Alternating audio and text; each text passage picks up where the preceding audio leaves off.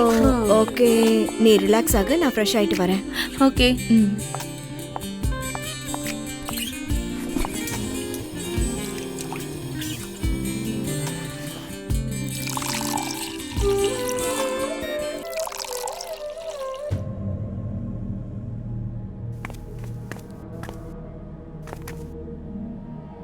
கல்யாணம் ஆகி 2 வருஷம் ஆகுது.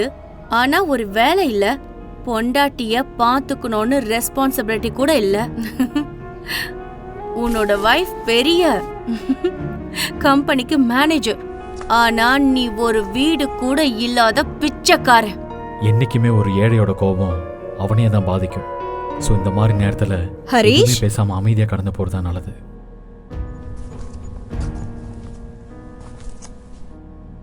காஃபி. நீ அதிக வேலை பார்த்து களைப்பா இருக்கன்னு நினைக்கிறேன். போய் ரிலாக்ஸ் ஆகு. இந்த காஃபி உனக்கு தான்.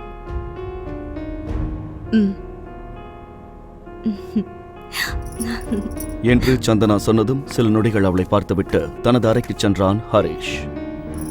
முழு வீடியோவை பாக்கெட் FM தமிழ் யூடியூப் சேனலில் கண்டு மகிழுங்கள்.